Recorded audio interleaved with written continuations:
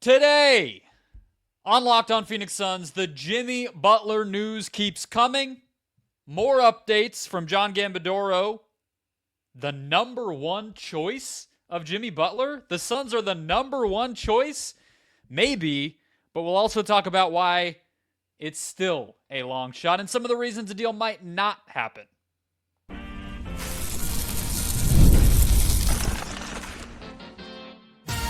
You are Locked On Suns, your daily Phoenix Suns podcast, part of the Locked On Podcast Network, your team every day. Welcome back into Locked On Suns. I'm Brendon Kleen, a staff writer at Awful Announcing and a credentialed Suns media member. Thank you for making Locked On Suns your first listen to close out your week. Happy Friday, happy game day Friday, happy Kevin Durant is back Friday. Don't forget Locked On Suns, free and available on all platforms including YouTube. So click that follow or subscribe button and do what thousands of other Suns fans have already done. Become an everydayer and get locked on to the Phoenix Suns right here each and every day. Today's episode brought to you by Robinhood. Robinhood Gold provides the privileges of a high net worth for any net worth. These generous benefits are now available for only $5 per month. The new gold standard is here with Robinhood Gold. Sign up at Robinhood.com/gold, I should say. Joining me, as always, from the wonderful West Valley, fellow Suns credentialed media member. How are we feeling on this Friday, Ben Garcia? The plot thickens, Brendon. The plot thickens. That is basically what this has come down to. It's so funny how this is went from like a non-story that you and I were just talking about, just nonsense. And then yesterday he says he might want to be here. Then Gambo says it's potentially his number one destination. Pretty soon here, things could get real interesting. But I'm stoked. I'm happy to be here.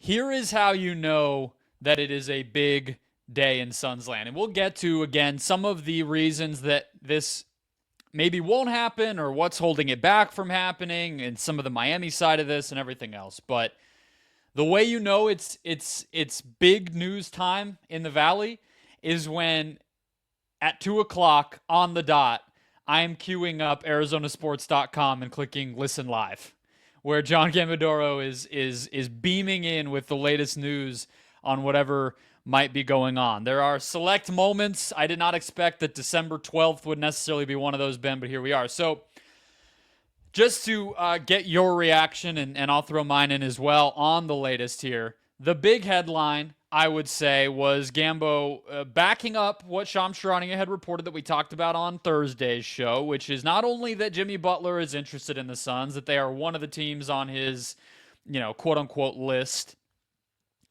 But Gambo said, I would go so far as to say the Suns are his number one choice, Ben.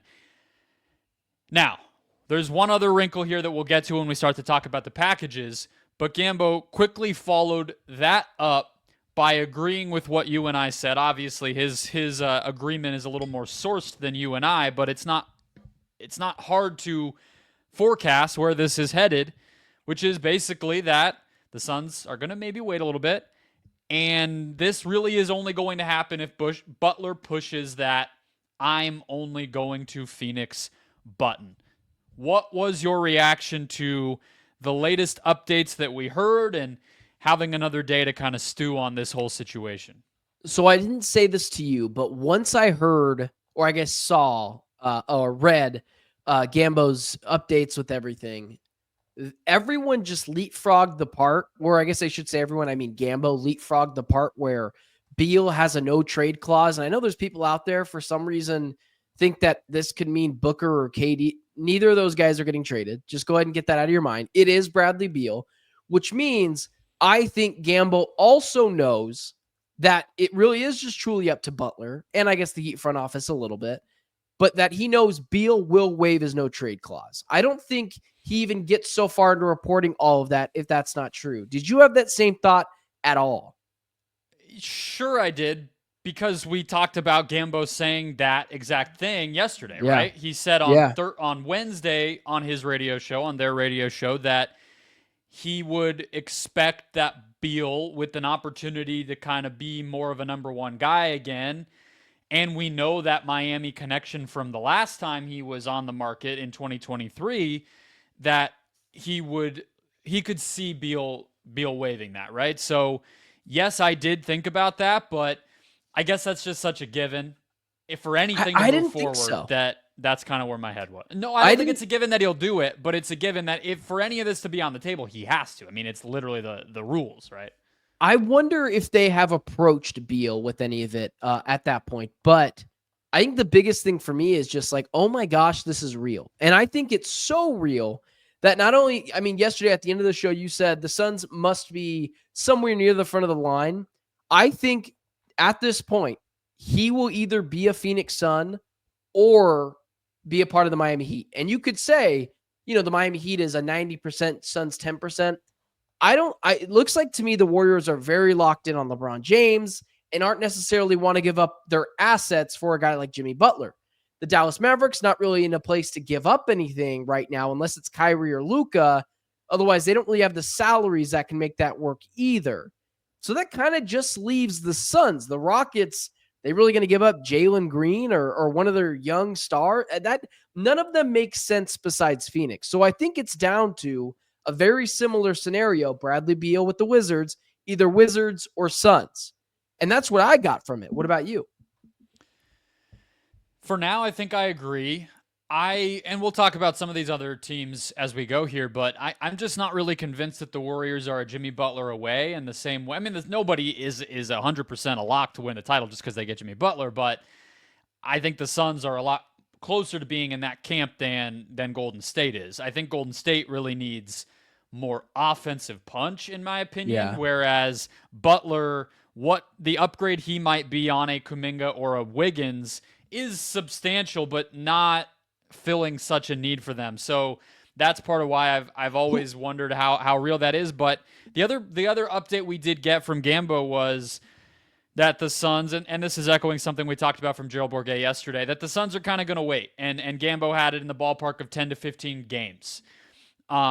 Because they want to continue to see, as we mentioned at the very top of the show, KD is going to be back on Friday night. They play 2 winnable games here and then go into next week. They have a game against the Pistons and everything else. And we've talked about that January schedule being so cushy where they want to see if that 11-2 record with the big three is legit or not and maybe not panic into something before they see it. Do you agree with that approach? I hate that approach. I hate it so much, man. We don't have that. We already don't have a lot of games with Beal, Booker, and Durant playing together. So now you're taking us into what's 10 to 15 games. I guess I probably should have checked that at that point, but that's mid-January, right? And Something then you have like that, KD. Sure. So you're trying to throw together a team, KD, Durant, Booker, right? When was the last time a team put together at the deadline or middle-ish of the NBA season that a team won a championship, right? Because that's the ultimate goal. If you add Butler to this team, and it's Butler, Booker, and KD, or I'm sorry, Butler, Booker, and KD. Yeah. If they get to the championship, or I'm sorry, if they don't win the championship, it is a failure of a season, right? That is where most Suns fans' heads are at. You try to throw together a team at the deadline or near it, there's almost no shot you're winning the title. So I think that's where I'm at with it, man. Sure. Chemistry matters. It does. But the last thing I want to throw at you, it kind of use your words against you a little bit here, is like you are hesitant on this whole thing, I think, because of the point we're going to talk about right away here next, which is this 2031 pick. Mm-hmm. So wouldn't you want to be more sure if that pick does eventually get on the table, which Gambo is poking a hole if that's even going to happen or not, and we'll get there. But assuming it eventually has to include that pick, wouldn't you want to be more sure that you need to make this trade if you're giving away such a valuable asset? Because right now you seem skeptical that it's worth blowing your last asset to upgrade this team. But wouldn't you feel differently if, let's say, the big three is healthy and they go 7-8 over the next 15? You probably would be one of the people changing your mind. So I kind of see why the Suns would want to give it that last little bit of time. I don't know if I would be that person that would change my mind, because at that point, then you're just digging yourself a deeper and deeper ditch to die in, where it's not working with Beal, KD, and Booker. So then you have to give up more assets to then double down or triple down on this big three thing. And then not only if that doesn't work, which we know, I think historically, no team's ever been put together towards the middle of the season and won a championship.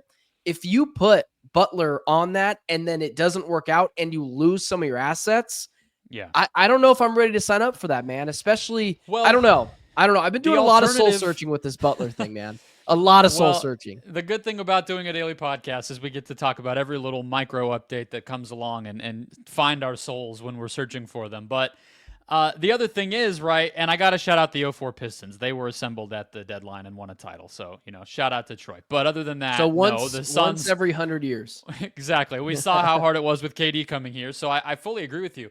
The other part of it would be that maybe if you do wait this, I guess I'll say I support waiting. I'm not in as much of a hurry as you. And so the reason is partially what I just said. You want to be absolutely sure before you make the deal. But secondly, like you mentioned yesterday, you also have the chance to then go ahead and get a maybe pivot if somebody else becomes available. One of those centers that you were talking about. Maybe you say, okay, well, damn, so-and-so is available. I didn't know that. Miles Turner, as an example, right? Like, okay, I mean, I don't know if the Suns can get him, but like that might be a little bit of a different direction to go, and maybe Butler is not worth it anymore. And I think that gives you more time for the market to develop and maybe your needs to be a little bit more highlighted as well. But we're kind of being hypothetical here because Gambo also reported today, Ben, that the Suns would not include their 2031 first-round pick in a deal. He said they are holding on to that pick. So the question we will attempt to answer is how? How on earth do they expect to do this? We'll get there next. First, today's show brought to you by Robinhood. With Robinhood Gold, you don't need a silver spoon to eat up the financial favors of the 1%. Robinhood Gold allows others to get the rates and perks usually reserved for the high society. Now, the resourceful individual with Robinhood Gold can learn the very liberal rate of 4.25% APY on uninvested cash and be rewarded with a handsome 3% retirement boost on IRA account contributions. Robinhood Gold provides the privileges of a high net worth for any net worth. These generous benefits are now available for only $5 per month. The new gold standard is here with Robinhood Gold. Sign up at robinhood.com/gold. Terms apply. For product-specific disclosures, visit robinhood.com/gold. Investing involves risk. Rate may change. Gold membership is offered by Robinhood Gold, LLC. Alrighty, Ben. Let's keep it rolling here. Reminder, if you're on YouTube, it is staring you in the face. LockedOnDaily.com. Sign up for the Locked On Suns daily newsletter. Keep up to date with the show, the latest Suns news, the latest NBA news. Get great analysis from our friends Katie Heindel and Mike Shearer, who do a great job writing about the league every day, as well as Josh Lloyd from Locked On Fantasy Basketball, giving you the best tips in the business every single day to win your league, win your daily lineup, whatever the case may be. But let's get back to these updates, Ben. So I got to admit, this report from Gambo about the 2031 pick not being on the table is the part of this that confuses me, and I want to hear maybe your theories on why this is maybe their current posture, the Suns. But we talked about this yesterday, where we are at percentage-wise, each of us, of the likelihood of this going down. I think I said 55. I saw this, and I said 35. Or something like that. If they're playing hardball like this, I think that might tell us more than any of the other reports we've heard. Wow, really? Yeah. To me, if what I'm reading into that is, first off, if you're playing poker, why show your hand? Why tell the opposing team exactly what you're willing to give them and more? Make them feel like they sweet talked you into getting more from you. Maybe at the end of the day, if you do use that pick. But ultimately, what this told me is the Suns feel like there's a potential that they have a Washington Wizards scenario where they are going to give up peanuts for an opposing team's star or superstar player. I think they think that there is a potential that they get this deal done because Butler makes it so messy that they have to trade him to the Suns, and the only thing they can get back are 3 second-round picks and Bradley Beal. I do think that is a scenario that the Suns are at least gauging. Do I think it is super plausible? No. But why not go for it if you can? If you put that 2031 pick on the table immediately, you'll never take that off the table. Otherwise, trade trade negotiations will never go through. So that's what I took from it. It told me that the Suns are pretty confident either way. I think it is leverage and it is negotiating. I agree with you, but you call it peanuts what the Suns had to give up in that Wizards deal to get Beal. I call it every single thing they had. So you can describe it either way. The Washington Wizards got everything from the Suns. It just so happens that everything wasn't much, but they got everything. Yeah. And so saying 3 seconds, like, you really think Matt Ishbia or James Jones is going to get on the phone with Pat Riley and say, we'll give you 3 seconds for the guy that took you to the finals 2 times? I know you think laughed off the freaking face of the planet. It's just so absurd that I can't take it seriously. I know that it does sound crazy, but this is a player-driven league. If Jimmy wants to make it so egregious, like I think they think there's a scenario where Jimmy goes, I'm only going to Phoenix if you trade me anywhere else. I will be a very annoyance of a player and I won't play here. I think that this is a league where it's star-driven, man. These are divas. I'm just telling you. I think that there is a scenario where the Suns think that can happen. Sure, but it sounds like you and someone else gives up picks. I think there's that as well. Let's get to that in a moment. But it sounds like you and I agree this is not actually going to end up with the Suns giving up 3 second-round picks. It's just negotiating. But if they're going to get Butler, they're going to trade this pick, right? I mean, let's be yes. 95% sure, yes. I think there is a 5% chance where something weird gets involved. But yes, I'm just throwing out theories. Sure. So, but like you mentioned right there, the other pathway that this opens up is a 3-team trade where something else is the big carrot that the Suns kind of dangle here, right? So we talked a little bit about deal constructions yesterday. I still think a 3-team is probably the actually easiest, even though that sounds crazy to add another team. A lot of people have seized on this one small other pathway, which would be that Josh Richardson, and Josh Richardson only, let's just specify, goes to the Suns because he's on a minimum contract. Those contracts don't count the same way as other contracts do, so he actually can be one of the players aggregated, unlike other guys. Whatever. It's silly, and even though he adds up with Butler to make more money than Beal, that actually is legal. Whatever. I still think it would be a 3-team most likely. So in theory, I believe there could be a way where the Suns trade, if it was like if they were constructed as separate deals, Ben, I think that this is allowed, where you could start to talk about Ryan Dunn and Oso Ighodaro. So that would mean one of those guys goes to a different team. That team sends something to Miami that Miami likes, maybe better than Beal. And then, or likes in addition to Beal, likes better than a pick. I don't know. And then you're kind of in business. I don't even really want to get into what those teams would be, but if you're telling me that 2031 first-round pick's not on the table, the only other valuable stuff the Suns have besides those crappy seconds we were just bickering about would be these rookies. Yeah, Brendon, can I ask you this really quickly? Because everyone here has the same question. Would you do a trade that had Oso or Ryan Dunn in it? I would trade Oso Ighodaro, yes. I mean, yes, I would. He's a second-round pick that's like a backup big, in my opinion, right now. So he might be your best big, man. He might be your best big. Yeah, maybe. I think he's less valuable than the 2031 pick by a mile. So you're saying if I would trade the pick, I would clearly trade Oso. Okay, so you're saying, yeah, but I think it's a little different, man, because the 2031 pick is a crapshoot at the end of the day, where Oso, I know, still could be a viable rotational piece and potentially our best big. I'm not giving, and we saw what happened with Toumani Camara. I'm not giving up Ryan. I will be so pissed if there's a deal that gives up Ryan Dunn or Oso Ighodaro. I know it sounds stupid, man, but I really value those young guys and the things that we've seen so far. It kind of sounds like you'd be pissed about any deal. So I don't think it's crazy to say you'd be mad if they gave up Oso. I mean, you don't want the deal to happen. So I think that kind of tracks. At least you're being consistent. Don't throw me under the bus like that. I mean, you're allowed to have your opinion. I think you're making your case totally well, but it doesn't surprise me to hear you say you don't want to give up Oso. Okay, you're right. Well, because if Jimmy Butler came here, I want everyone to know I would not be angry because we just got Jimmy Butler, and Jimmy Butler is a lot of fun.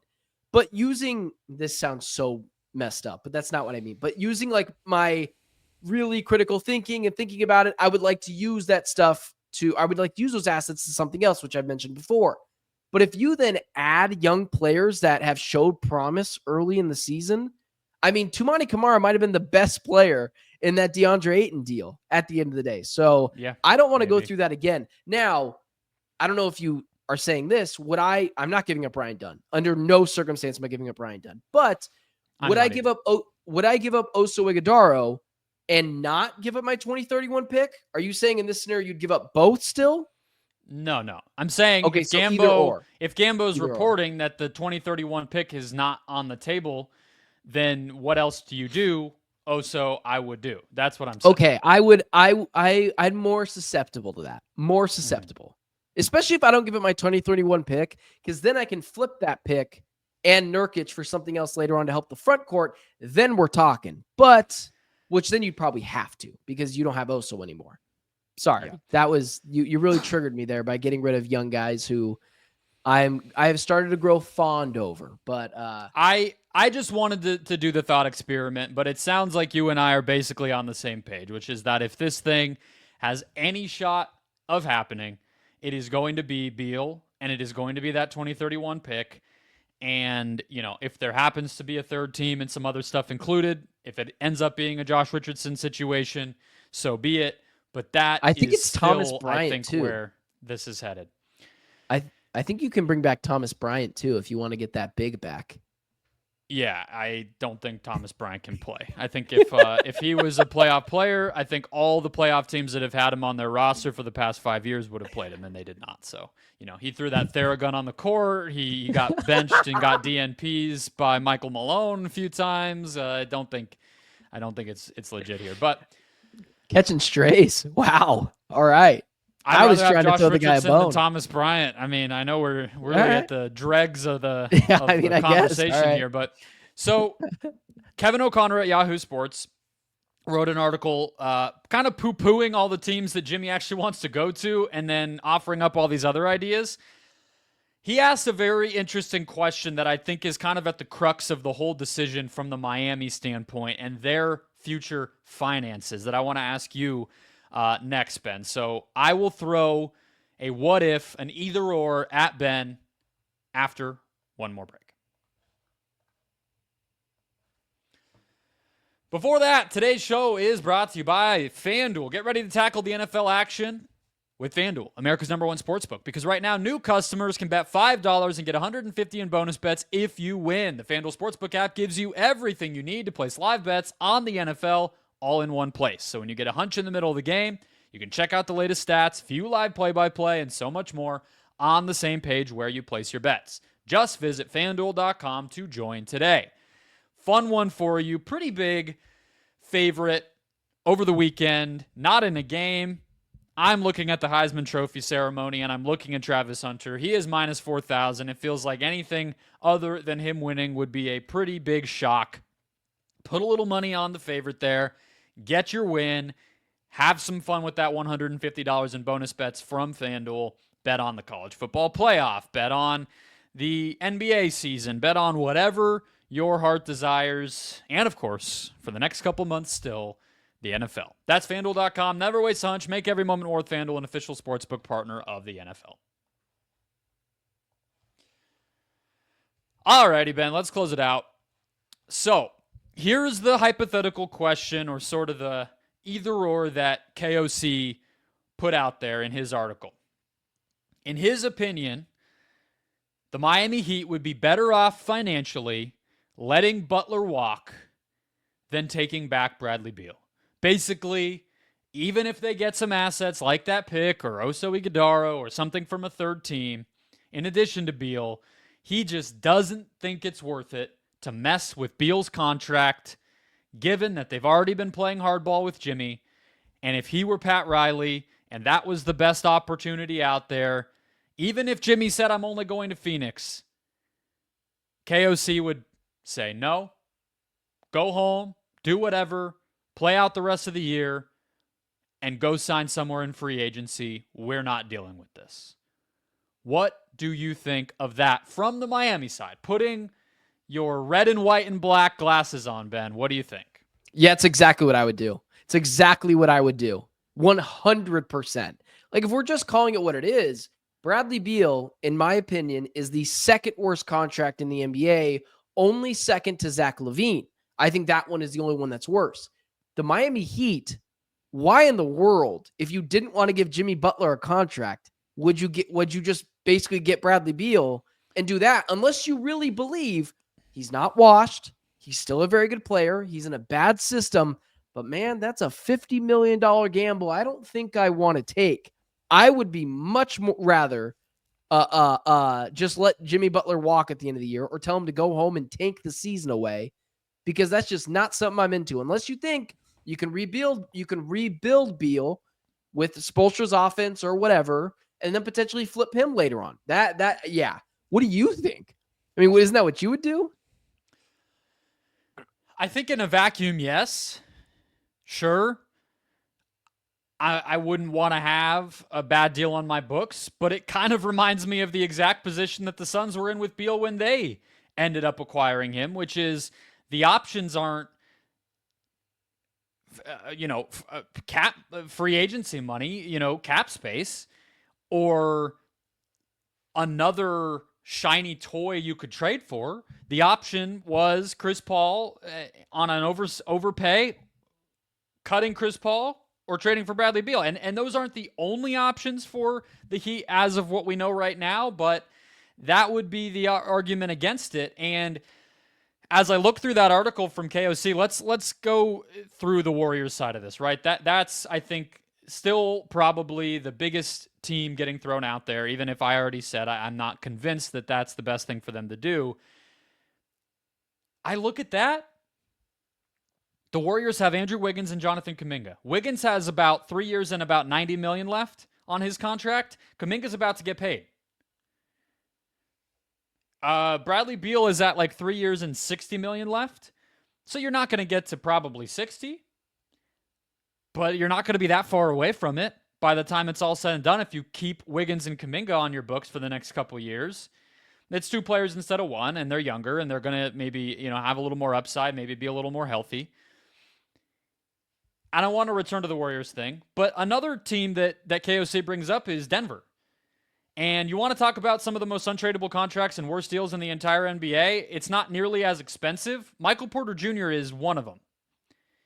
He's at his ceiling. He is not getting better as a player, and he's being paid like a max guy despite not being able to create his own offense and running up against kind of a playoff wall every single season. I mean, I know it's not as much money, but Bradley Beal's a better player than Michael Porter Jr.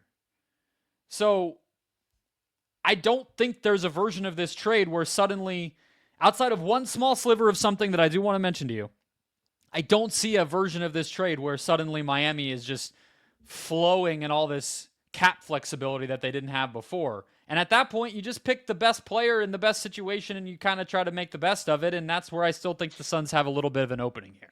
Yeah, I listen, I can see your side a little bit, but maybe I'm the one that's putting myself in the Miami Heat fan perspective where I don't know, man. If it's me, I just don't want to get in the business of a $50 million deal. I wouldn't want to pay Kuminga either. That's a really good point you brought up. Michael Porter Jr., that's nonsense. That no one's trading for that contract. That contract is only reason why it's not worse than Beal's is because it's less, but that was a bad contract when they signed him and everyone knew that. Yeah, man, I think if I was the Heat, I would stand pat, but I don't think that they're going to do that because I don't think that they're an organization that would want a team or that would want a star player that doesn't want to be there. That's just not good for culture or chemistry. What do they talk about all the time? That Heat culture. that chemistry, which is why another thing, man, where I'm like, I wish this would speed up because I worry about how it's going to affect the Phoenix Suns locker room and the Phoenix Suns culture. I think that's stuff that can go sideways very quickly. But overall, I would stand pat if I were the Heat, especially if these are the options I have. Unless I could get a haul and draft pick wise, which I don't think they're getting. Yeah, I mean, he's expiring and he's old and he's expensive. He's old, he's expiring. Declining. I don't think they're getting any kind of haul of a draft pick, right? No. Declining. That's why I think the Suns are in a... If the Suns want to get Butler and Butler wants to come here, it's going to happen because I think they have the assets to do so. I think Miami's dreaming, and I think Miami Heat fans are dreaming if they think they're getting this Kevin Durant sized package for a 35-year-old, aging, increasingly brittle, declining basketball player. Like, they're just not getting that. So it's why I still think you said earlier in the show, you went from 55 to 35. I'm standing pat at 85%, man. I don't think this is going anywhere anytime soon. So I want to follow up on the timing of this because I think you have thoughts there that we should get to. But the Warriors' little kind of opening that I mentioned is, let's imagine Kuminga, they do have to pay him. They probably would pay him if they acquired him. But he's on a small number right now. If primarily, I think like D'Anthony Melton and some of the one-year guys that they signed this year could be part of it money-wise, but they're expiring. Yeah, it would be Melton. If it's Melton and Wiggins as the money and Kuminga as an asset, and then I think the Warriors have 2 firsts. Let's say that's the deal. If you let Melton go, whatever, he's hurt anyway, Wiggins, you offload somewhere, and you keep Kuminga on his small number, and you maybe deal another thing away, like expiring Duncan Robinson or, whatever. We've seen Miami get creative and try to open up cap space. I know this isn't Locked On Heat, but I just want people to keep that potential in mind. And maybe there's other teams I'm not thinking of that would even allow that to happen on a greater level, where I just said it's not like Miami's getting cap space. Well, maybe they could. Maybe that is one of the angles that they try to explore here. And, that would make the Beal side of this even less likely. But as we're talking about cases for why this could happen, might not happen, whatever, I guess the Heat, whether they're okay letting this thing stew and get ugly, is a big question here. I guess the other half of that, though, are the Suns. And you seem to be worried that maybe letting it marinate here is a bad plan for the Suns. I think it is always bad news when your star player is in trade conversations. Come on. Booker and Kevin Durant are not stupid. They know they're not getting traded for Jimmy Butler, which is so obvious. And now there's this weird drift where maybe at practice or in the locker room, Beal knows he's potentially the odd man out and is being scapegoated. Like, make no mistake, Bradley Beal, when he has played this year, has actually been pretty good. And he has. You said he was bad after the Magic game. He was. I'm not letting you get away with that. No, you said he's been bad all season after the Magic game. I listened to that show. Bradley Beal wasn't on that show. Yes. You said Booker and Beal have both been bad. Oh, yeah. You know what? What I meant there was disappointing. But either way, I think statistically speaking, Beal I think the direct words I used were disappointing. But if it wasn't that, then you're probably right.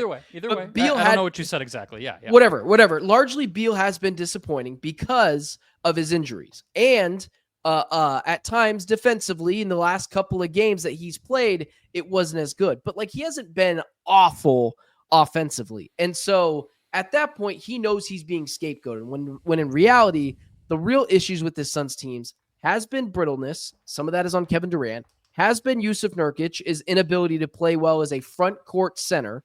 And honestly, just their whole front court rotation. I mentioned how the second round pick could be their best big man. So I worry that Beal could know that right now he's the scapegoat. Maybe he's above all this and he's a professional. He makes $50 million, but he thinks he's the scapegoat. And if this doesn't happen, he knows he was this close to being shipped off, and the loyalty factor that those two guys, Kevin Durant, Devin Booker, tried to reel him into this, they brought him in just to quickly shove him off. So that's why I'm like, it could get ugly for the Heat. It could get really ugly for the Suns to a point where they have to make a deal, or it could blow up. And I never want to be back into a corner. So right now the Suns have options.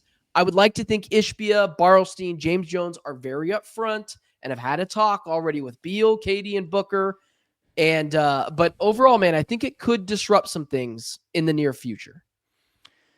Well, you mentioned the last name of somebody there that I think is always worth remembering, which is that the Suns CEO is the son of Bradley Beal's agent. That came in handy last year. It may come in handy again during all of this. But yeah, the timing of when and how you involve Beal, given that you do have to get him signed off on all this, is going to be a fascinating kind of subplot. There's no world in which they don't involve Beal because they literally have to, right? So, of course, it could be a distraction. Of course, it will be a distraction. It's just a matter of how do they manage the distraction. But there's no possibility that this is just like not affecting anybody. I mean, it's already out there. People. You and I have talked about it for 3 days. Of course, it's affecting them. So, well, I think the Suns get down, whatever, big to a team on Sunday. Let's say they get down to the Blazers by 12 and they're arguing and that stuff spirals and Beal feels like he's the person that's being scapegoated and he's pointing fingers. And then we have another Athletic article that